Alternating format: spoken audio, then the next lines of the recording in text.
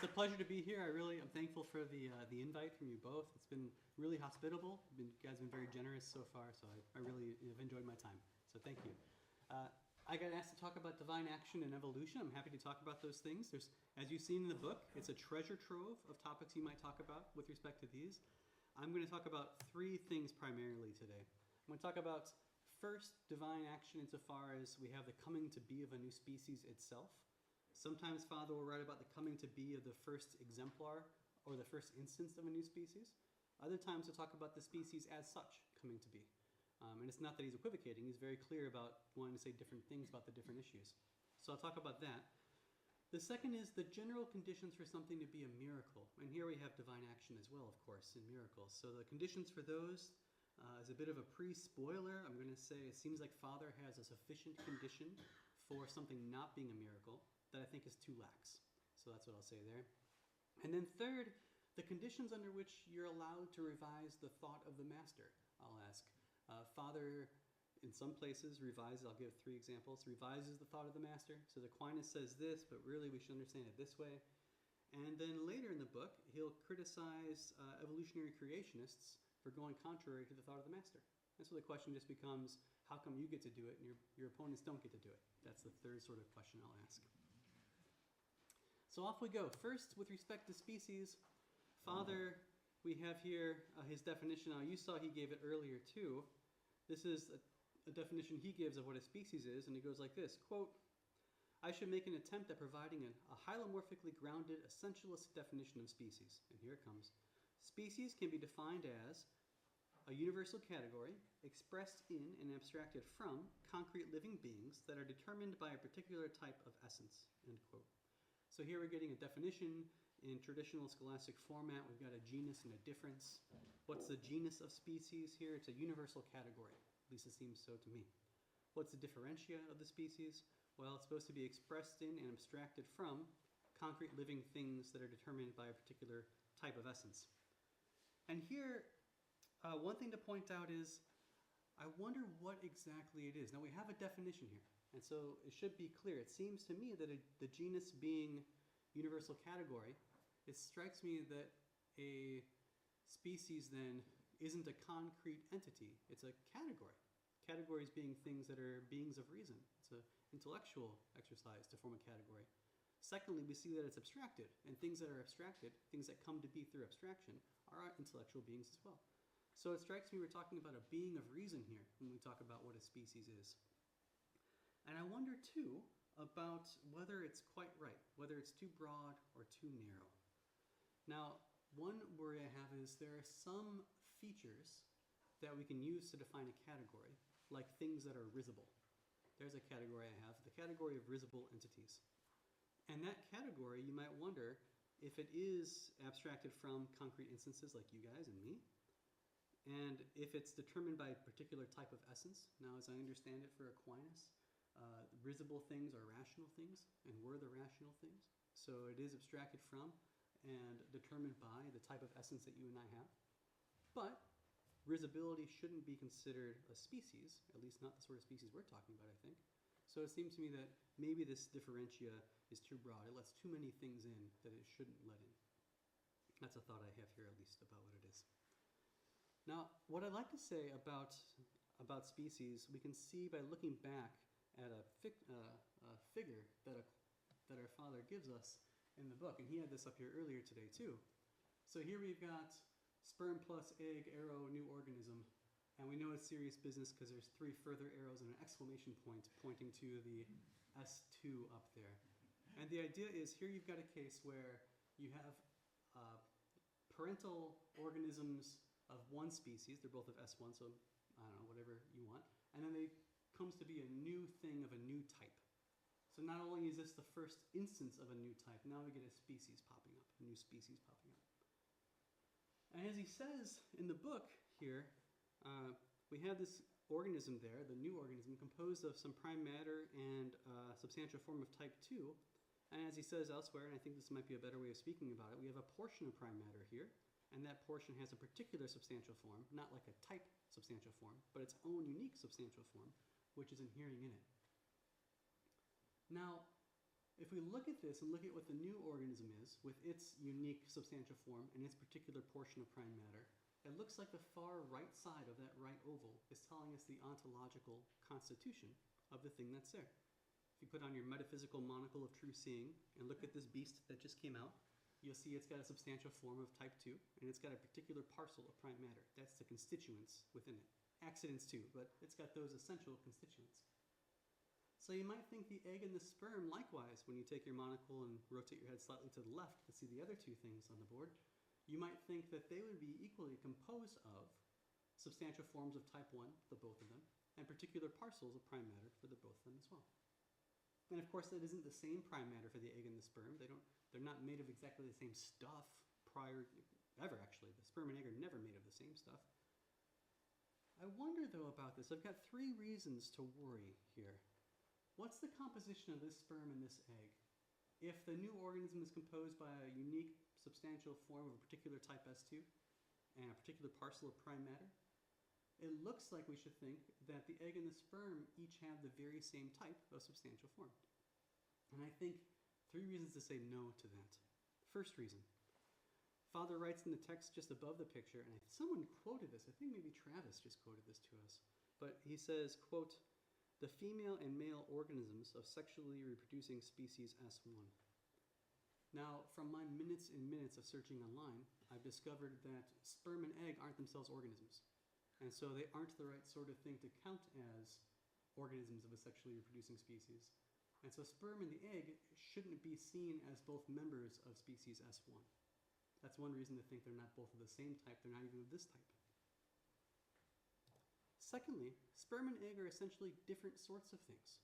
It's not a mere accidental difference between what a sperm is and what an egg is. They're different sorts of things entirely. But if they're different sorts of things entirely, they don't have the same type of substantial form. And so they both don't have type S1 of substantial form. And thirdly, and take my word for it, no human is a sperm. And you can say the same thing for an egg. No human is an egg. But the substantial form of a human is of type S1. That's what we learned when we learned that they're both of reproductive type S1 2 slides ago. So if a human has a substantial form of type S1, and no human is a sperm, we should get that no sperm has a substantial form of type S1. But the same thing can be true of the egg as well. So for these 3 reasons, it strikes me that the picture, at least the left side of the picture, isn't really ontologically perspicuous. It looks as if the egg and the sperm share the same type of substantial form. And I think that can't be right, given things that Father says elsewhere. And so I think the conclusion I draw from this is, far from being a novelty, every instance of sexual procreation is an instance where the sperm and the egg produce a thing of a different ontological type. We were supposed to get something very surprising here with a new ontological type coming from the stuff on the left. And it strikes me that every time you have sexual reproduction, you have a new ontological type coming from the stuff on the left. By new, I don't mean one that's never been instantiated. By new, I mean one that doesn't fit what the other things are in the reproductive process. And so the first thing I'd like to ask with respect to the species is just, is there a way we might refine this picture, or maybe I'm just misunderstanding what the picture is supposed to be telling us about the ontological constitution of the sperm and the egg, but is there a way of understanding it such that we don't get the sort of tensions I've been raising in these 3 reasons? Second thing, with respect to the species itself. So he says, here's a quotation. All these quotations that just have page numbers but no author. It's all because it's coming from Father Mariusz's book. But he says, quote, "In the case of speciation, parental organisms of a given generation within lineage L1 of species L1, while efficiently causing their offspring, bring to the final completion a complete nexus of accidental and substantial changes extended over time and space, which affects actualization of a given portion of materia signata by a substantial form that turns out to be the substantial form of a new species S2 originating a new lineage L2. Now the underlying is my addition here. At the same time, we must not consider them as causes of the new species as such, species taken as a universal category. So here he's making a clear distinction between causing a species on the one hand and causing the first instance of a species on the other. And he's saying that parents can be, in a sense, causes of the individual new entity coming forth, but they aren't causes of the new species. And we can ask, why is that? And the answer he gives here is, its first and ultimate cause, with this regard, is God, end quote. So why is it that species taken as a universal category isn't caused by the parents? Well, it's because its first and ultimate cause, with this regard, is God. And I have a question about that. Take that quotation, the underlined portion, and just I have these two wonders about it. First, if this reason is good enough to preclude the parents from causing the species, why don't they cause the species? Because its first and ultimate cause, with this regard, is God. Isn't that good enough to preclude anything from being the cause, or from being the cause of anything? I mean, after all, the first and ultimate cause of anything at all is God.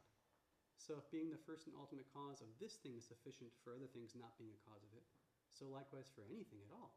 Since everything has its first and ultimate cause as God, everything that's not God has its first and ultimate cause as God. It should follow that for the very same reason, nothing gets to count as a cause of anything else. And secondly, I wonder with the coming to be of a species itself, I just wonder if I'm right and it is a being of reason, it's a category abstracted from instances. If that's what it is, why can't a creature be a cause of it? I mean, suppose we're synthesizing some bacteria in labs. I looked it up, again, minutes and minutes of online research. They're synthesizing bacteria on purpose to eat plastics. So what they're doing there is they're first forming an exemplar ideal of what this bacteria is going to be like, and then they're trying to synthesize it in a lab. But the first step is forming the abstracted concept of the category that they're trying to produce. Now, if the species is just that being of reason, a category, abstracted, why can't a creature like me or you be a cause of it? Why aren't those scientists who are trying to get it out there in the world but first have the exemplar of it, why aren't they having a species if a species is just a being of reason? Third. So he says the following. He says, quote, "We realize that the proper causal activity of the parents is not, in fact, a cause of prime matter in substantial form as such of their offspring." Why? Well, otherwise, they would be causes of themselves, since each of them is also an exemplar of the same species in virtue of that form. The first and ultimate cause of the essence of each contingent entity can only be God, the creator of prime matter in all the substantial forms. Nothing prevents us, however, from attributing to parental organisms the role of instrumental causes of the essence of the offspring. Okay, focus again just on that underlined bit. That's giving us a reason for the previous sentence. Why is it that the parents can't be the cause of substantial form and prime matter of their offspring?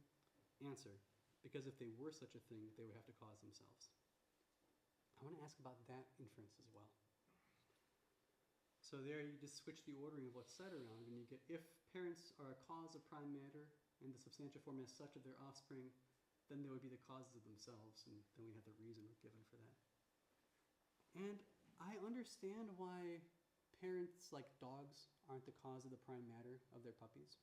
I mean, prime matter is supposed to be the principle of continuation across change.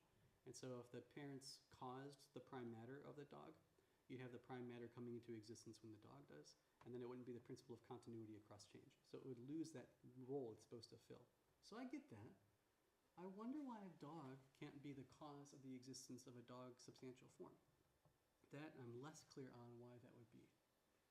And even if you grant it, okay, fine, dogs can't cause the substantial form prime matter of their puppies, why would that conditional be true? So even if I grant you the antecedent that they can't do it, or if I grant you the denial of the antecedent, that dogs can't do that, you still wonder, why is it the case that if they could, they'd have to cause themselves? Where does this self-causation come into the story? One way, which I don't think Father meant, is it could be just a logically trivial claim from an impossible antecedent. You start with an impossible antecedent, and anything follows. So you start with the antecedent, dogs can create the substantial form and prime matter of their puppies. If it's really impossible, you can get anything from it. And so you can get the consequent of that conditional up there from it. But I think that can't be it, because if it's really an impossible antecedent, you also get the negation of the consequent that we have up there. So an impossible antecedent gives you everything. That can't be the reason why we should think this is true. It would give us too much. So first then, with respect to species, those three main points. Next, how about divine action and miracles? Good. So consider three quotations that Father Mariusz gives us about the relation between divine action and miracles and evolution. First, just a bit about miracles from the Master. Aquinas tells us this. He says, quote, "Those things must properly be called miraculous, which are done by divine power, apart from the order generally followed in things." That's what Aquinas says about it. Here's one thing Father says. He says, quote, "Note that direct divine interventions do not have to be considered as miraculous. If they are necessary for new animate species to come into existence, we may assume it is a part of the natural order of things wanted by God. He simply might have decided when creating the universe that they will be actualized in this particular way." So what's the idea here? It doesn't have to be considered a miracle when.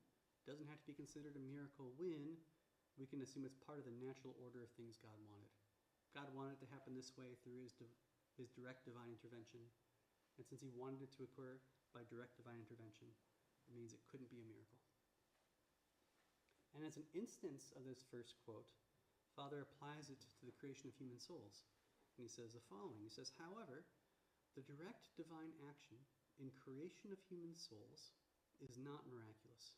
Why is that? "It belongs to the natural order of the universe, that human souls are not educed from the potentiality of prime matter, but are instead created by God ex nihilo."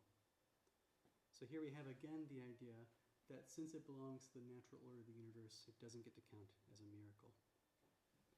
And I wonder about that claim. So here it is. Take those two conditions and put them together. If a direct divine intervention, even creation ex nihilo, is part of the natural order that God decided, then it is not miraculous. Now, natural order here, if we go back just one slide, natural order doesn't mean is purely naturalistic. That can't be what Father means here, because he's talking about direct divine action as being part of the natural order. So we shouldn't read natural as used here to mean without any sort of divine interaction. I mean, after all, it's direct divine interaction, and it's in fact creation ex nihilo, so it's super divine action. So that can't be what we mean here. But I wonder about this quotation here, this conditional here. It seems to me a bit lax, and here's why. Consider a scriptural example.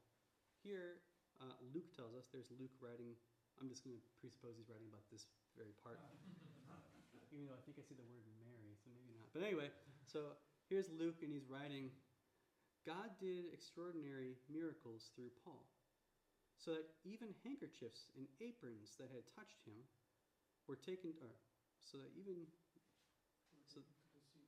thank you for helping me with the English, that was tricky. To the sick, and their illnesses were cured, and the evil spirits left them." Okay, so here we have a case where it's labeled as miraculous, and what's happening? Well, there's a condition in the world. They get their hands on some handkerchiefs or aprons. They're taken to the sick. Something happens that God does whenever those handkerchiefs are brought to the sick. Now, is this a miracle? The scripture says it is, but I think we should say not so fast. Consider our previous conditional. If a direct divine intervention, even creation ex nihilo, is part of the natural order that God decided, then it's not miraculous. We can ask ourselves, could this be part of the natural order that God decided? In the creation of human beings, we've got a lot of human actions, and then God dips in reliably and stably across time. He dips in to do something miraculous. Here you might wonder,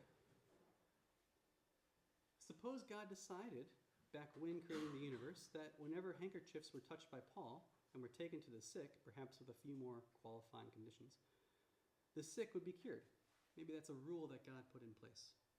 In such a case, those events of healing would satisfy the sufficient condition for not being a miracle. But Scripture says right there it was a miracle. So the basic idea is this. If it's really a condition for being miraculous, that God didn't decide back when creating the universe that he would do it, then it seems like we're never in a good position to gauge whether something's in fact a miracle. Because when are you ever in a good position to gauge whether or not God decided back when creating the universe that this is the way I'm going to do it?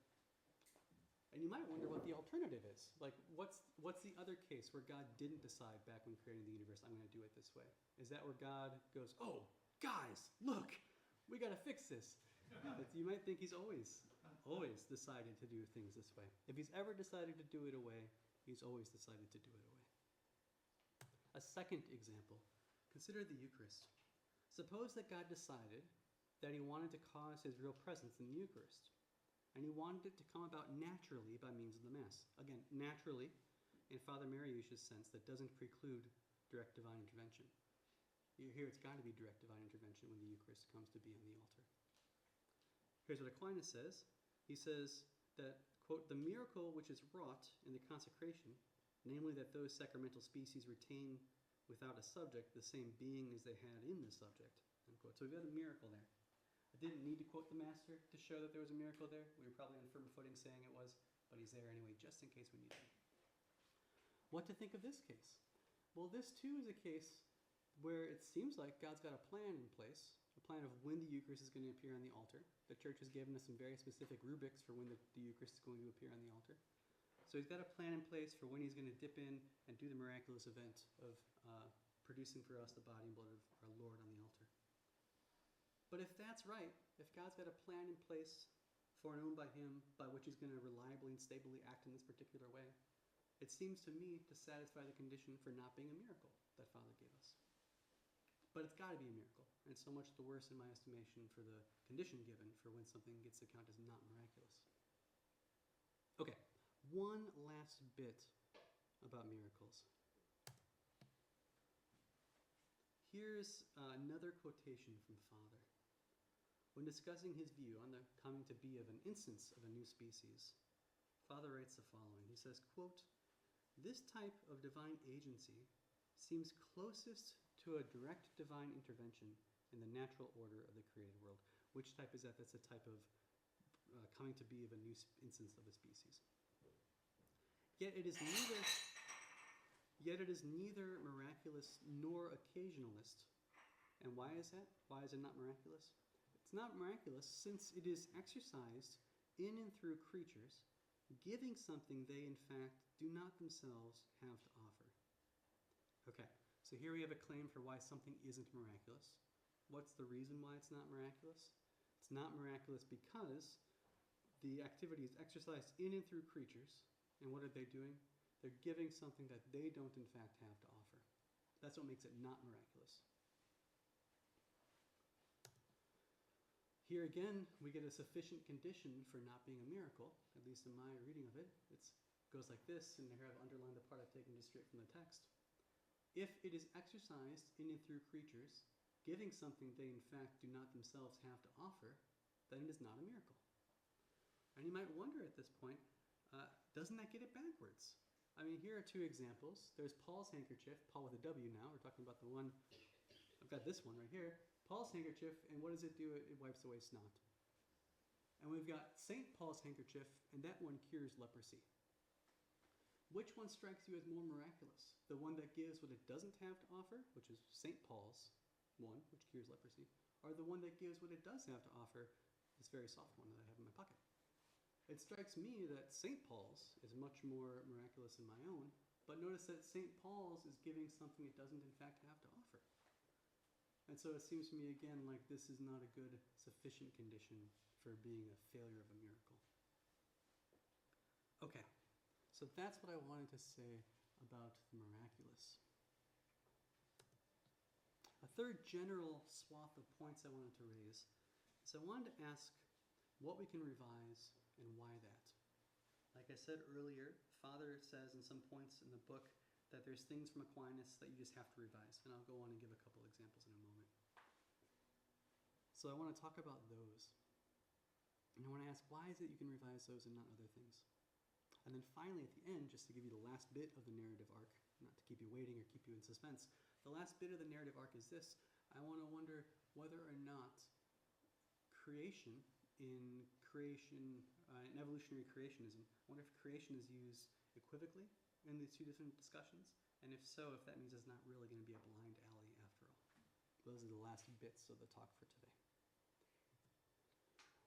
you guys saw, part of Father Mariusz's project is to argue against evolutionary creationism or creative evolution.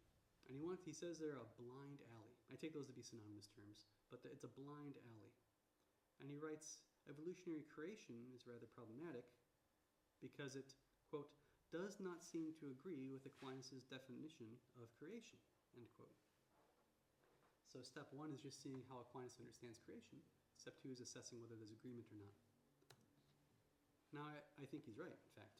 He says, quote, because evolutionary transformations occur with an already existing matter, they should not be conceived as an aspect of divine creation on the Thomistic sense, but rather as an important part of divine providential governance and guidance of the created universe towards its end, end quote.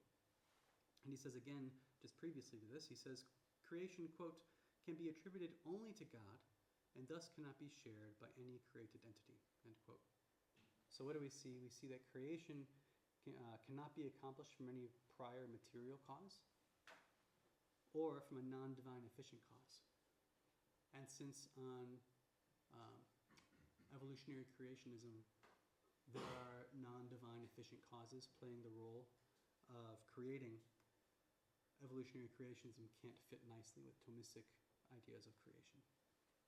So that's the point Father's making, and I think that's right. I think Father's got it right that on a Thomistic view, as he presents his view, we can't think of creation as the act of a secondary cause, of a non-divine thing.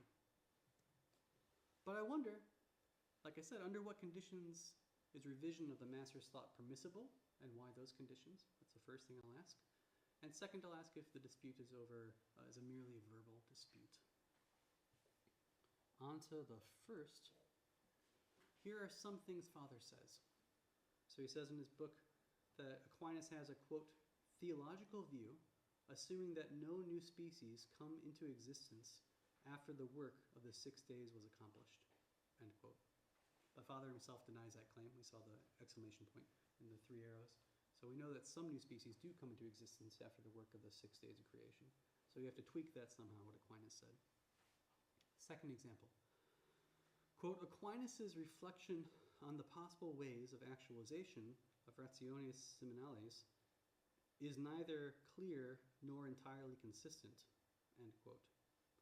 Given that Father is attempting to give us a consistent view, we need to do some revision here. I promise you the ellipses don't include something like it's false that. So I promise you that this is the content of the section. So it's something that's not entirely consistent. But since Father Mariusz is writing us a consistent view, his goal, he's got to have some tweaks in there of the Master's thought. Third example, and the final example of a particular point, is this.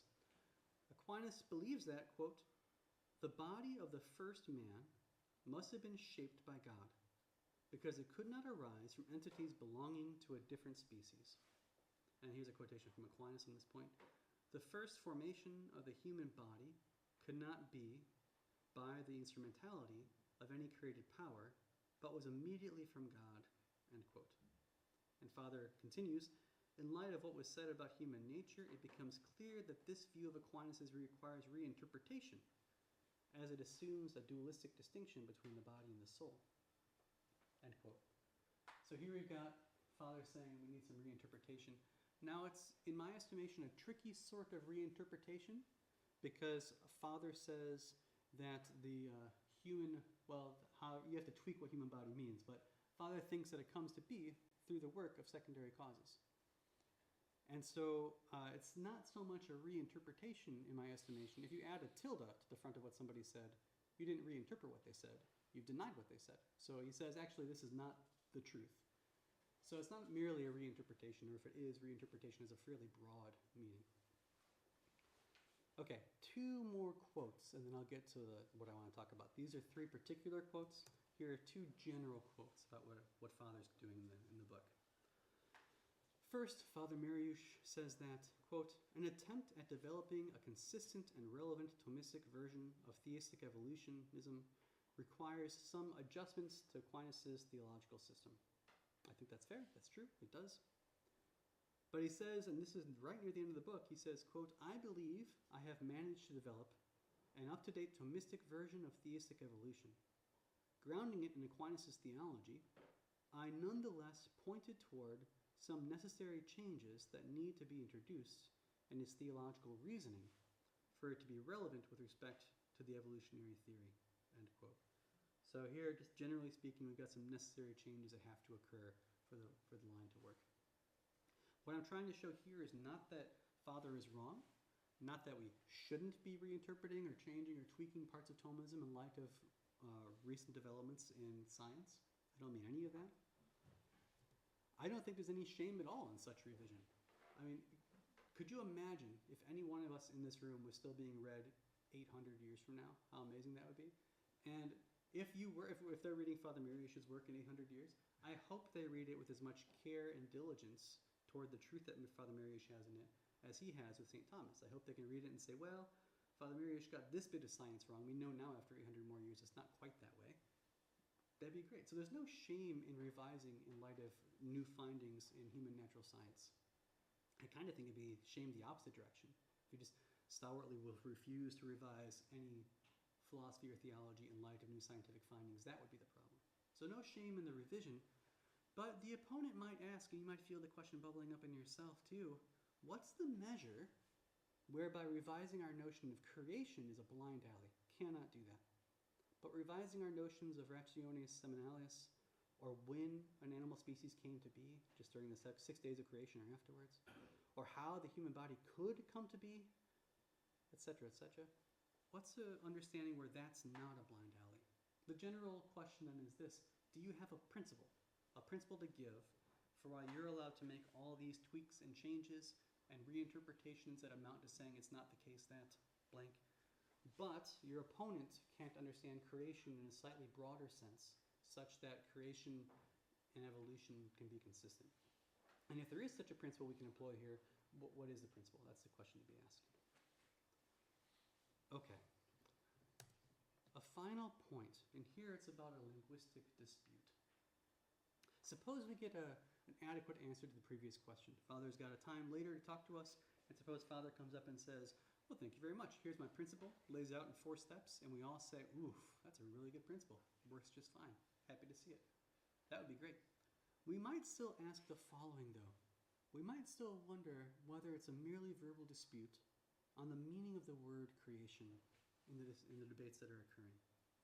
And the objector, again, has sent me, he couldn't come, but he sent me as a spokesperson. So he says something like this. He says, hey, you Thomists, you're entering an already in progress debate, and you're entering it with your idiosyncratic Thomistic terminology. I'm not saying it's bad terminology, but I will say we haven't been talking that way for quite some time. We've been having this conversation for a long time, and our general usage of the word creation is most decidedly not your usage of creation. You've got a much stricter, smaller notion of what creation is than what we have in our communal process we've been talking about for decades now. You, for instance, you're going to distinguish creation and governance and adornment, another thing which we haven't said much about today but plays an important role in Father's work. You're going to distinguish these 3 things, be very clear about what gets accounted as what, and on your distinguishing, creation can neither have a material cause nor an efficient cause. But it can have a pre-existing material cause, or an efficient cause. That's not divine. So in your view, you Thomists, who you have this idiosyncratic way of speaking, and there's a couple of you in the general discussion, in your way of speaking, we can't talk about creation and evolution at the same time. But, the objector might continue. We, that is, everybody else in the room, for the objector, they say, view creation as maybe a disjunction of what you Thomists call creation, along with some subsets of what you Thomists categorize as governance, and some subsets of what you categorize as adornment. Which subsets? Well, namely, those subsets of governance and adornment that include the coming to be of instances of new types of substance through special divine activity. It's kind of a mouthful, but if you think about what creation is in the general discussions that are happening in philosophy of science and the science-religion dialogues, creation, it strikes me, can be understood as the Thomistic notion of creation plus some other stuff, which fits kind of nicely in the notions of adornment and governance.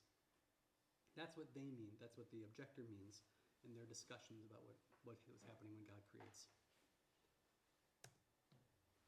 And so the objector might well ask, what's lost? Is something lost by the majority, that is, the objectors? Is something lost by us in virtue of not using the Thomistic sense of the term creation? Provided that we understand the common notion of creation, that the one we use, to include Thomistic creation, governance, and adornment of the right sorts, what is missing? The Thomist might cringe at our imprecise usage of the word creation. I think there's a lack of nuance in how we use the word. But shouldn't the Thomist also say, well, given that you use the term the way you use the term, given that you mean creation to mean creation plus adornment and governments, like I use those words, I don't think you have a blind alley there after all. And so in another way of saying that, you might think of it like this. If there's a debate going on and the majority of the people in the debate have certain notions of the words that they're using in the debate and they're using it in the dialectic, and a newcomer walks in and says, actually, you should be using the words this way, and the way I understand the words, says a newcomer, you got a blind alley here. I think it's within their purview to say, well, not so fast. Suppose for argument's sake that you continue using the word as we've been using it. Take creation in my sense, and now show me in my sense it's a blind alley. I grant it isn't yours because it involves secondary causes for creation, and I know you don't want that. But in my understanding of the word, can't that work? And it seems to me, at least, and I'd be happy to hear what Father says about it, but it seems to me like they do have a legitimate notion of the word creation. That's non-Thomistic, so it's a point against it. But on such a view of what creation means, it's not yet shown to be a blind alley. That's my thought on the matter anyway. Okay, by way then of conclusion, what have I done? In this talk, I've raised 7 issues under 3 headings. You're like, which were they? Don't worry, I'll tell you. So, under the first heading was the heading of creation of a new species. And there, I mean, it's a lot of text, but it's just brief summaries of things. I said with respect to that image on page 35, I gave you 3 reasons to think it wasn't quite ontologically perspicuous, and it might need some revision. Secondly, I noted that Father Mariusz argues that parents, while causes of the offspring, cannot be causes of the new species itself. But the reasoning there was because God is the first cause of that species, which seems to apply to everything, and so it wouldn't be a good reason for saying the parents couldn't be the cause of the species. And secondly, the reasoning included the claim that if species are themselves beings of reason, it's hard to see why a creature like me or you couldn't be the cause of a being of reason. And third, we had the conditional, if the parents cause the substantial form and prime matter of the offspring, they cause themselves. And I was unclear about why that conditional claim would be true. So those are the 3 things I mentioned about species. Secondly, I asked about miracles, and I differentiated 2 quotations first and then a 3rd quotation next. Those first 2 quotations, to my mind, seemed to support the following claim. Quote, if a direct divine intervention, even creation ex nihilo, is part of the natural order that God decided, then it is not miraculous. And there what I wanted to do was argue 2 cases, the Pawl's handkerchief and the Eucharist, where it seems like God could have set out a plan back when he created the world, where that included him dipping in and doing things when certain conditions were met, just like he did when humans procreate other humans. And if so, it would mean that those things weren't miraculous. If that's right, we've got no good reason to think that we're in any position to judge things as miraculous, because for all we know, everything that God brings about could be part of a special plan he has like that. And secondly, the 3rd quotation offers another sufficient condition for something's not being a miracle, slightly different.